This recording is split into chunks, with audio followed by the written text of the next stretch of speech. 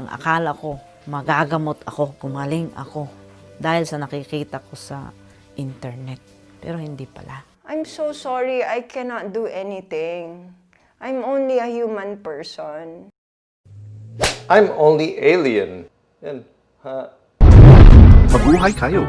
Paki-subscribe at sampalin ang kampana.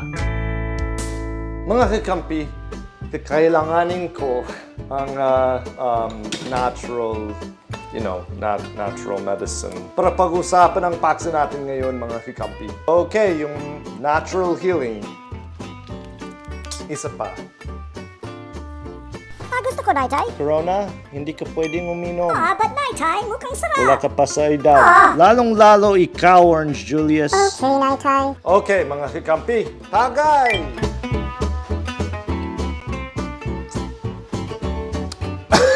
Okay, kinakailangan din ng tubig, mga kakampi. So maraming magandang punto tayo sa video na ito, mga kakampi. Kaya huwag niyong i-skip at panoorin niyo ang buong video. Siyempre, sampalin ang like button at sampalin ang notification bell. Mga kakampi, tulungan kaya natin si Dr. Farrah. Oo nga, alam ko sasabihin nyo, hindi siya doktora. Pero, doktora nga siya. Ipinakita niya ang patunay na doktora siya hanggang November 5th, 2020. So, malapit na. Baka gusto mong magpa-renew. Anyhow, mga kakampi, tulungan natin siya na maunawaan kung anong ginawa at kung anong ginagawa niya na sobrang mali. Unang-una sa lahat, parang nag-gaslighting siya. Kung hindi nyo alam yung ibig sabihin ng gaslighting, it's a manipulative psychological tactic kung saan magdudulot ka ng duda sa isipan ng tao para akalain nila na hindi reliable yung sariling pag-iisip nila. At nakikita natin ito kay Doc Farrah sa pakikasabi niya ng mga statements tulad ng I've never suggested that people stop their meds. Tingnan na lang natin ang video na ito na kung saan yung mga tao specifically pinatigil sila sa kanilang mga gamot in favor of this natural treatment. Nung nabalitaan daw nila ang tungkol kay Doktora Farrah, agad silang nagpunta rito. Kahit ako, sino naman ang hindi maingganyo yung mga testimony na sinabi nila na maraming napagaling. Pinatigil po nila lahat ng gamot ko, pati yung mga chemo. Mas maganda daw yung gamot nila.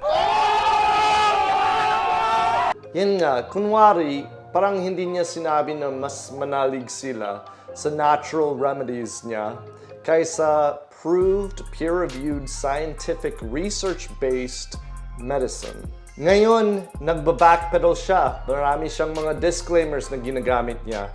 At yung mga disclaimers niyon, parang nakikasalungat kasi kunwari, expert siya, pero samantalang kung ano ang sinasabi niya, it's not actual medically true. None of the statements here have been evaluated by the Food and Drug Administration. The products of Dr. Farrah are not intended to diagnose, treat, cure, or prevent any disease. Andito na si Doc Adam para ipaliwanag ang claims ng Boston Sea. Boston Sea herbal supplements are really effective in combating stage 4 cancer. 90% of tumours disappeared in 10 days. Tumours of any size could disappear completely even before the treatment is over. Boston Sea herbal supplements have been able to heal prostate, bone, brain cancers, bronchoasthma, cirrhosis of the liver, diabetes, edema, sinusitis, emphysema, hemorrhoids, rheumatoid arthritis, viral bacterial infection, psoriasis. So sila ay ilang sa mga claims na nahanap ko tungkol sa Boston Sea. The information being provided should only be considered for education and entertainment purposes only. The views expressed here are simply either the views and opinions of Dr. Farrah or staffers and are protected under the First Amendment. Dr. Farrah is a highly experienced licensed medical doctor, Harvard University trained and At sobrang misleading yan. Harvard, hindi yan tunay na Harvard ha. certified in evidence-based clinical nutrition, not some enthusiast, formulator, or medium promoting the wild and unrestrained use of nutrition products for health issues without clinical experience and scientific evidence of therapeutic benefit. Dr. Farrah has personally and keenly studied everything she recommends, and more importantly, she's closely observed the reactions and results in a clinical setting countless times over the course of her career involving the treatment of over 150,000 patients. Dr. Farrah promotes evidence-based natural approaches to health, which means integrating her individual scientific and clinical expertise with the best available external clinical evidence from systematic research. I don't know, it's weird kasi sa isang kamay sinasabi niya na totoong mga sinasabi ko, and then sa kabila naman sinasabi niya na, oh no, I actually consult a doctor. I think she's just trying to avoid lawsuits at this point.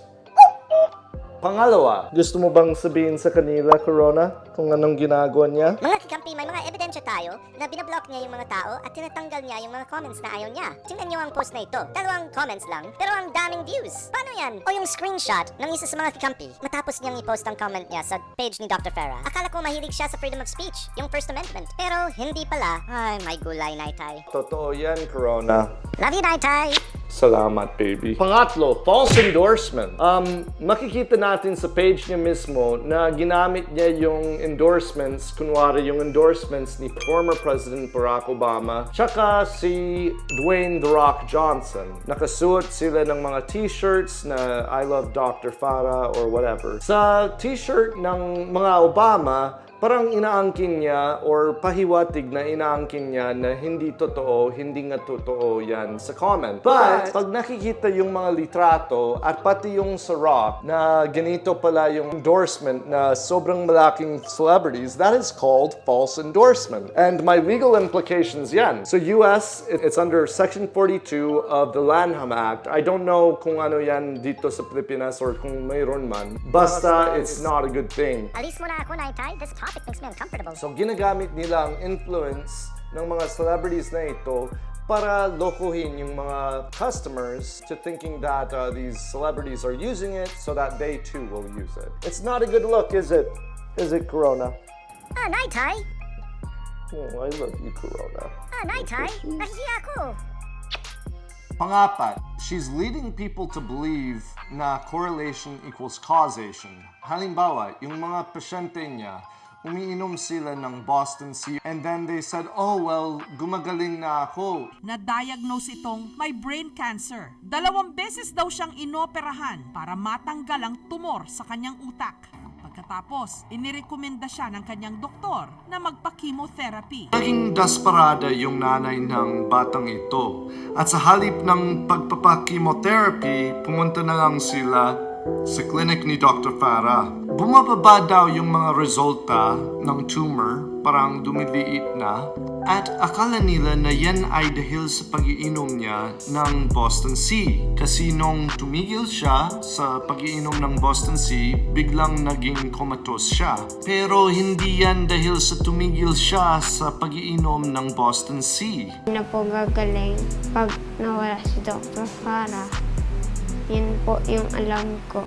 Pero paano kung dumiretso sila sa pag-chemotherapy? Hindi yan dahil sa pag-iinom ng isang miracle cure. In fact, kung walang peer-reviewed, reliable research na ginagawa, hindi natin masasabi kung ano ba yung correlation, coincidence, at yung causation/dulot. And it's sobrang delikado pag iniisip natin dahil may isa tayong ginawa na dulot yan ng ginawa natin. Correlation does not equal causation. Panglima, hinahayaan niya na yung mga pasyente nila ay binabaliwala yung mga gamot na pinaprescribe ng kanilang doctors para magamit nila yung mga natural products niya. Ang problema dito, walang research. Walang research yung mga bagay na ito. And tulad ng isang Amazon review dito, ang kanyang manugan, that she uses pixie dust